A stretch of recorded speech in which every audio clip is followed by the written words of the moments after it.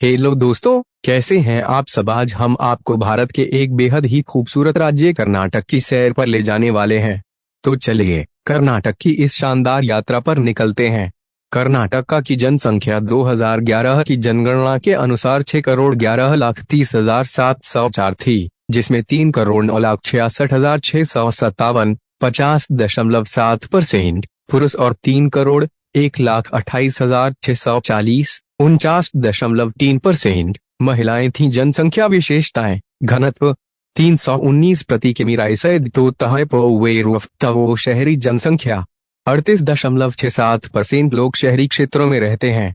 साक्षरता दर 75.36%, जिसमें पुरुषों की साक्षरता 82.47% और महिलाओं की 68.08% है। धर्म 83% हिंदू, 11% मुस्लिम, 4% ईसाई। कर्नाटक की आधिकारिक भाषा कन्नड़ है और अन्य प्रमुख भाषाएं उर्दू, तेलुगु और तमिल हैं। कर्नाटक की साक्षरता दर 2011 की जनगणना के अनुसार 75.36% है। इसमें पुरुषों की साक्षरता दर 82.47% और महिलाओं की 68.08% है। यह राज्य शिक्षा के क्षेत्र में लगातार प्रगति कर रहा है, जिसमें कई प्रमुख शैक्षणिक संस्थान जैसे भारतीय विज्ञान संस्थान और भारतीय प्रबंधन संस्थान शामिल हैं। कर्नाटक में शिक्षा के लिए विभिन्न सरकारी और निजी विद्यालय हैं, जो कन्नड़ और अंग्रेजी में शिक्षा प्रदान करते हैं। कर्नाटक का इतिहास और संस्कृति विविधतापूर्ण है। प्राचीन काल में यह क्षेत्र मौर्य, नंद और सातवाहन साम्राज्यों के अधीन था। कदंब और गंगा जैसे स्वदेशी राजवंशों ने भी यहाँ शासन किया। संस्कृति: कर्नाटक की संस्कृति में कन्नड़ भाषा, शास्त्रीय संगीत, कर्नाटकी संगीत और अद्वितीय वास्तुकला शामिल है। होयसाल और चालुक्य साम्राज्यों ने उत्कृष्ट मंदिरों का निर्माण किया। कर्नाटक में आधुनिकता का प्रभाव स्पष्ट रूप से देखा जा सकता है, विशेषकर बेंगलुरु में, जिसे सिलिकॉन वैली कहा जाता है। यह भारत का सबसे बड़ा आईटी हब है, जहां कई प्रमुख तकनीकी कंपनियां स्थित हैं। कर्नाटक का कृषि, उद्योग और सेवा क्षेत्र में महत्वपूर्ण योगदान देता है।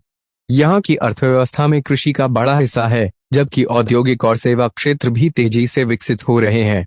राज्य ने बायोटेक्नोलॉजी और सौर ऊर्जा में भी प्रगति की है, जिससे इसकी आर्थिक स्थिति मजबूत हुई है।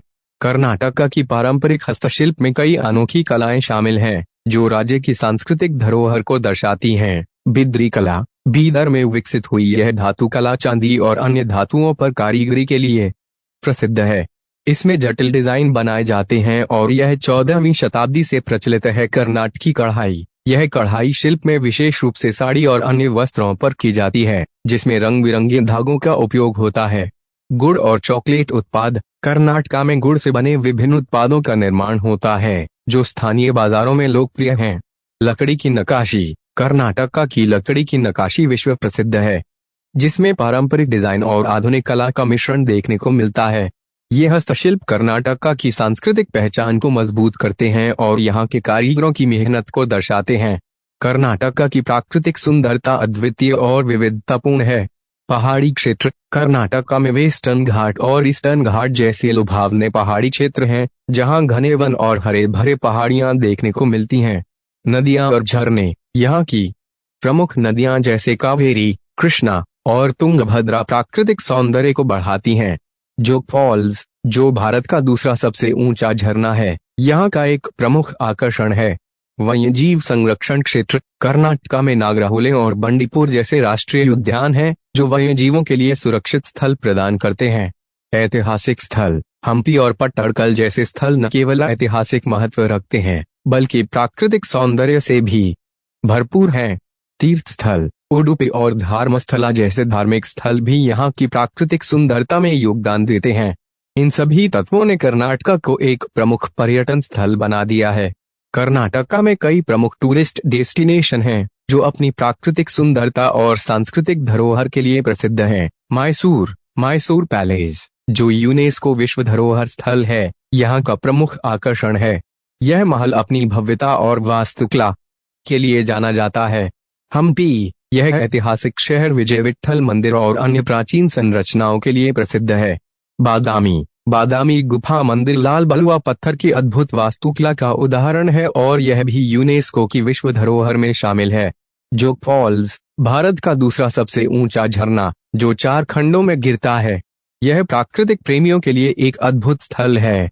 काबिनी वन यह वन्य जीवों का हॉटस्पॉट है जहां एशियाई हाथी और ब्लैक पैंथर पाए जाते हैं। इन स्थलों ने कर्नाटक को एक प्रमुख पर्यटन गंतव्य बना दिया है। बेंगलुरु की नाइट लाइफ बेहद जीवंत और विविधतापूर्ण है। पब और बार शहर में कई प्रसिद्ध पब और बार हैं, जैसे तोरी बियर कैफे और अर्मेनियन स्ट्रीट, जहां लोग रात को पार्टी करने आते हैं। रेस्टोरेंट यहाँ विभिन्न प्रकार के रेस्टोरेंट्स हैं जो भारतीय और अंतर्राष्ट्रीय व्यंजन पेश करते हैं। स्ट्रीट फूड भी यहाँ का एक बड़ा आकर्षण है। लाइव म्यूजिक और इवेंट्स बेंगलुरु में नियमित रूप से लाइव म्यूजिक शो और सांस्कृतिक कार्यक्रम होते हैं जो नाइट लाइफ को और भी रोमांचक बनाते हैं। शॉपिंग रात में खुलने वाले बाजारों और मॉल्स में खरीदारी का अनुभव भी मिलता है। इस प्रकार बेंगलुरु की नाइट लाइफ युवाओं के लिए एक आकर्षक गंतव्य है। कर्नाटक का खान पान समृद्ध और विविधतापूर्ण है, जिसमें शाकाहारी और मांसाहारी दोनों प्रकार के व्यंजन शामिल हैं। प्रमुख व्यंजन इडली वड़ा यह लोकप्रिय नाश्ता है जो चावल और दाल से बनाया जाता है। मसाला डोसा पतला और कुरकुरा डोसा जिसे मसालेदार आलू भरकर परोसा जाता है।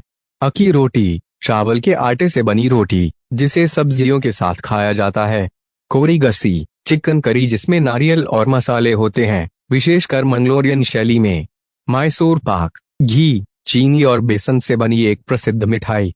कर्नाटक का भोजन अपने पड़ोसी राज्यों से भी प्रभावित है, जिससे यहाँ की खाद्य संस्कृति में विविधता देखने को मिलती है। वीडियो को लाइक करना ना भूलें और इसे अपने दोस्तों और रिश्तेदारों के साथ शेयर करें ताकि वो भी इस खूबसूरत राज्य के बारे में जान सकें।